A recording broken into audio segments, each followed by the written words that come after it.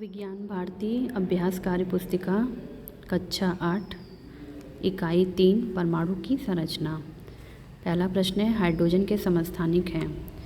इन सभी में से बताना है प्रोटियम, ड्यूटेरियम, टाइटेरियम, उपरोक्त सभी। आंसर होगा उपरोक्त सभी, क्योंकि ये तीनों जो है हाइड्रोजन के समस्थानिक हैं। प्रोटियम का संकेत होता है 1H1, ड्यूटेरियम का 1H2 और टाइटेरियम के होते हैं 1H3। नेक्स्ट क्वेश्चन है, किसी परमाणु का धनावेशित कण होता है। तो धनावेशित कौन होता है? प्रोटॉन। इलेक्ट्रॉन ऋणावेशित होते हैं और न्यूट्रॉन पर कोई आवेश नहीं होता है। नेक्स्ट है, HCl में क्लोरीन की संयोजकता। आंसर है 1। नेक्स्ट क्वेश्चन है, विद्युत उदासीन परमाणु में से एक इलेक्ट्रॉन निकल जाए तो परमाणु होगा। एक इलेक्ट्रॉन जब निकल जाता है तो परमाणु के अंदर प्रोटॉनों की संख्या बढ़ जाती है, तो उदासीन परमाणु धनावेशित हो जाता है।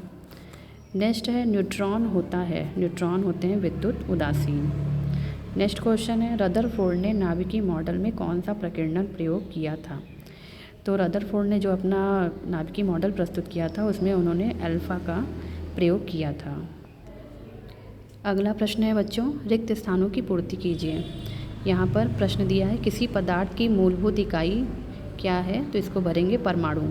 इलेक्ट्रॉन, इलेक्ट्रॉन पर ऋण आवेश होता है तो ऋण आवेशित। H का एक परमाणु और Cl का एक परमाणु मिलकर HCl बनाते हैं। प्रोटॉन और न्यूट्रॉन की संख्या का योग उस परमाणु की द्रव्यमान संख्या कहलाती है। इसे A से भी प्रदर्शित कर सकते हैं। परमाणु का संपूर्ण धनावेश नाभिक में उपस्थित होता है। प्रश्न संख्या 3 है, निम्नलिखित तत्वों के संकेत लिखना है। Oxygen O, sodium Na, calcium Ca, silicon Si और क्लोरीन Cl। अगला प्रश्न है बच्चों, जोड़े बनाना है। इलेक्ट्रॉन, इलेक्ट्रॉन को स से यानी जे थॉमसन से मिलाएंगे। प्रोटॉन को रदरफोर्ड से, न्यूट्रॉन को जेम्स चैडविक, नाभिकीय मॉडल गोल्डस्टीन, परमाणु की स्थिर कक्षा में इलेक्ट्रॉन जे। प्रश्न नंबर 5 है, सारणी को पूरा करिए। तो कार्बन का परमाणु क्रमांक यानी परमाणु क्रमांक को Z से प्रदर्शित करते हैं। द्रव्यमान संख्या को A से, इलेक्ट्रॉन को E से, प्रोटॉन को P से और न्यूट्रॉन को N से प्रदर्शित किया जाता है। कार्बन का परमाणु क्रमांक 6, द्रव्यमान संख्या 12। अब इलेक्ट्रॉन, प्रोटॉन और न्यूट्रॉन बताना है। तो इसको निकालने के लिए Z दिया हुआ है 6 और A दिया हुआ है 12। तो Z बराबर होता है P बराबर E। तो 6 6 6 यानी प्रोटॉन, इलेक्ट्रॉन और परमाणु क्रमांक ये तीनों 6 हो जाएंगे। और न्यूट्रॉन की संख्या निकालने के लिए A बराबर P प्लस N का फॉर्मूला लगाएंगे। P इज इक्वल टू दिया हुआ है 12, A इज इक्वल टू दिया हुआ है 12, P बराबर 6 है plus N, 12 minus 6 is equal to N। तो न्यूट्रॉन भी कितना हो जाएगा? 6 हो जाएगा। इसी फॉर्मूले से सभी निकाल लेंगे। 8 सल्फर का परमाणु क्रमांक है, परमाणु द्रव्यमान, इलेक्ट्रॉन, प्रोटॉन और न्यूट्रॉन। पोटेशियम का 19 है, परमाणु द्रव्यमान 39 दिया हुआ है, इलेक्ट्रॉन 19 आ जाएगा, प्रोटॉन भी 19 आ जाएगा। सोडियम 11, परमाणु द्रव्यमान 23, इलेक्ट्रॉन 11, प्रोटॉन 11, न्यूट्रॉन 12। इसको निकालने के 2 सूत्र महत्वपूर्ण हैं। इन्हीं दोनों की सहायता से सभी क्वेश्चन सॉल्व किए जा सकते हैं। निम्नलिखित परमाणुओं के आयनों का रेखा चित्र पूर्ण करना है। यहाँ सोडियम का परमाणु है। सोडियम में 11 इलेक्ट्रॉन होते हैं, पहली कक्षा में 2, फिर दूसरे में 8, फिर 1। तो यहाँ पर सोडियम का आयन बना है यानी +1 चार्ज है। 1 चार्ज का प्लस का मतलब होता है 1 इलेक्ट्रॉन इसमें से बाहर निकल जाएगा, तो कुल टोटल इलेक्ट्रॉन हो जाएंगे 10।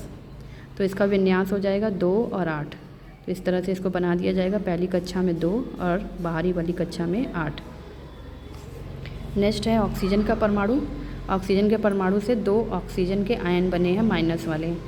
तो ऑक्सीजन में कुछ 8 इलेक्ट्रॉन होंगे, 2 आयन है इसलिए 2 इलेक्ट्रॉन इसके अंदर आएगा, टोटल 10 इलेक्ट्रॉन हो जाएंगे। पहली कक्षा में 2 इलेक्ट्रॉन, बाहर की कक्षा में 8 इलेक्ट्रॉन।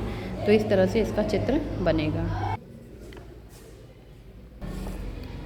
निम्नलिखित चित्रों में से बने आयन, धनायन या ऋणायन लिखिए। तो पहला चित्र जो दिया है इसमें बाहरी कक्षा में एक इलेक्ट्रॉन है और ये एक इलेक्ट्रॉन, कुल मिला के 2 इलेक्ट्रॉन है। लेकिन यहाँ पर जब आयन बना है तो इनको इलेक्ट्रॉन बाहरी कक्षा में गायब दिख रहे हैं, इसका मतलब इलेक्ट्रॉन इसमें से बाहर निकल गए हैं।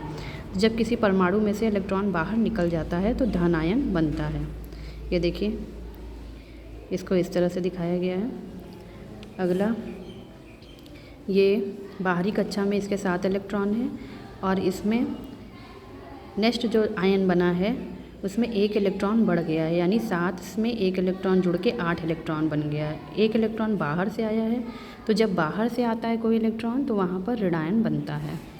नेक्स्ट चित्र है, इस चित्र में बाहरी कक्षा में 3 इलेक्ट्रॉन हैं और यहाँ पर आयन जब बन रहा है तो वो 3 इलेक्ट्रॉन गायब हैं। तो जब 3 इलेक्ट्रॉन बाहर निकल जाते हैं बाहरी कक्षा को छोड़कर तो धनायन बनता है। धनायन बनता है क्योंकि प्रोटॉनों की संख्या बढ़ जाती है, इलेक्ट्रॉनों की संख्या कम हो जाती है, इलेक्ट्रॉन क्योंकि बाहर निकल गए।